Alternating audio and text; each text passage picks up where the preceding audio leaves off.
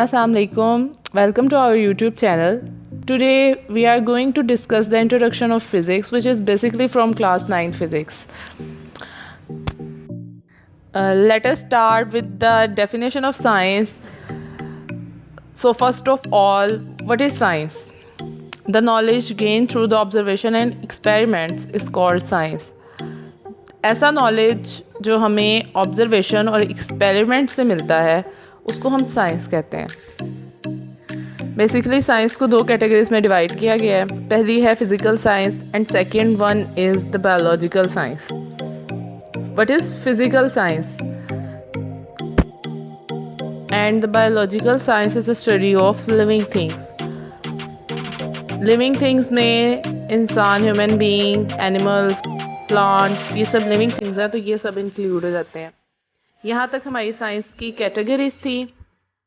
Further हमारे पास physical science आ जाती है और फिज़िकल साइंस को फर्दर 5 डिसिप्लिन्स में डिवाइड किया गया है। सो बेसिकली हमारे चैनल पर हम ना सिर्फ इंग्लिश में 9th क्लास के फ़िज़िक्स को देखेंगे बल्कि इसकी इंग्लिश और उर्दू दोनों में बताया जाएगा ताकि बच्चों को आसानी से समझ आ सके। So first is physics, second is chemistry, third is anatomy, fourth is geology and fifth is meteorology.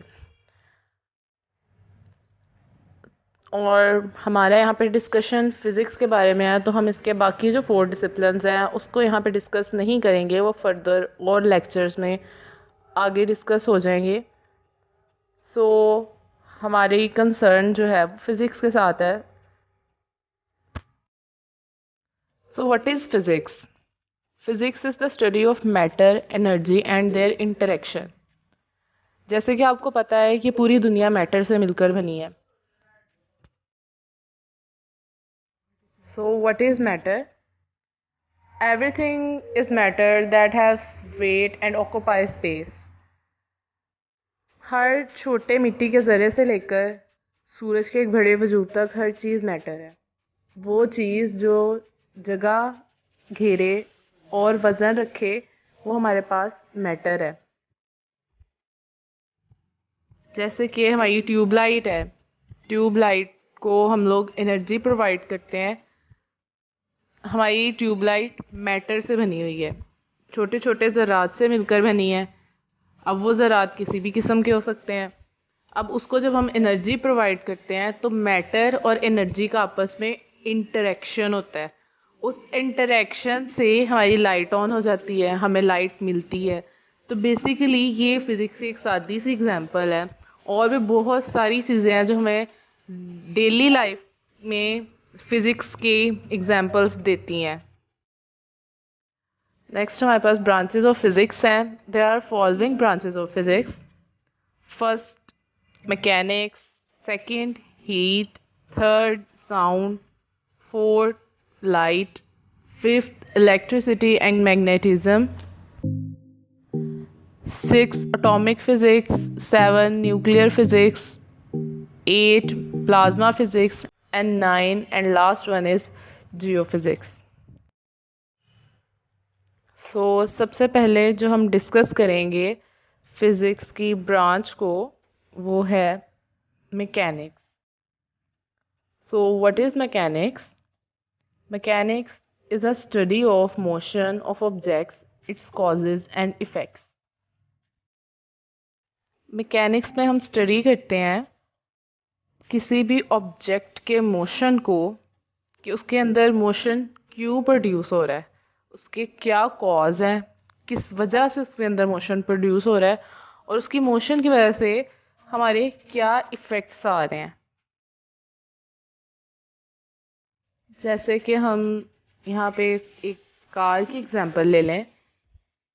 हमारा एक कार एक ऑब्जेक्ट है, वो ऑब्जेक्ट मूव करता है। अब उसके कोई ना कोई कॉजेज़ हैं, उसका कोई ना कोई इफ़ेक्ट है। जैसे हम उसके अंदर पेट्रोल डलवाते हैं तो वो अगर मूव करेगी, खड़ी है तो वो हमें कुछ नहीं कह रही, लेकिन अगर हमारी वो कार मूव कर रही है तो उसके जो धुआं निकलता है उससे हमारा क्या है, माहौल भी आलूदा हो रहा है और बहुत सारे नुकसान आते हैं। जैसे गलत ड्राइविंग करने से अक्सर एक्सीडेंट्स भी हो जाते हैं, तो उसका एक इफ़ेक्ट भी है, हमारे माशरे के ऊपर इफ़ेक्ट पड़ रहा है। तो बेसिकली हमारे मैकेनिक्स जो है वो डेली लाइफ में मैकेनिक्स की बहुत सारी एग्जांपल्स मिलती हैं। Next one is heat. It deal with the nature of heat, modes of transfer and effect of heat. हमने इस डेफिनेशन में जिक्र किया है नेचर ऑफ हीट, कि ये हीट कहाँ से हमें मिल रही है, हमारी जो मोड ऑफ ट्रांसफ़र उसके क्या है, कि वो कहाँ से कहाँ ट्रांसफ़र हो सकती है और क्या क्या उसके इफ़ेक्ट आ सकते हैं। अब जो मेन सोर्स ऑफ हीट है वो हमारा सन है। उसके बाद हम ज़मीन के ऊपर बहुत सारी चीज़ों से हीट प्रोड्यूस कर सकते हैं, जैसे हमारी गैस है, वुड है, उसको हम जलाकर हीट प्रोड्यूस कर सकते हैं। नेक्स्ट डेफिनेशन है sound. It deal with the physical aspects of sound waves, their production, properties and application. अब साउंड की एग्जांपल क्या हो सकती है? आवाज़। Physical aspect of sound waves मतलब फिजिकली हम सुन सकते हैं आवाज़। अब यही ना हो कि हम डिसेबल हों तो उसकी वजह से हमें आवाज़ नहीं आ रही और हम अगले को कहें कि तुम्हारी आवाज़ हम तक नहीं पहुंच पा रही। और देयर प्रोडक्शन की प्रोड्यूस किस तरह हो रही है साउंड, उसकी प्रॉपर्टीज़ क्या है, उसकी खसूसियात क्या है और उसकी एप्लीकेशंस क्या है साउंड की। आज के लिए इतना ही। नेक्स्ट हमारी जो ब्रांचेस रह गई हैं वो हम अगले सेशन में डिस्कस करेंगे। तब तक के लिए इतना ही। और अगर आपको इस लेक्चर में से कुछ समझ नहीं आया तो आप कमेंट सेक्शन में मुझे बता सकते हैं, हम नेक्स्ट लेक्चर में उसको भी डिस्कस कर लेंगे। आज के लिए इतना ही। अपना ख्याल रखिएगा। उम्मीद है आप सब खैरियत से होंगे। खुदा हाफिज़।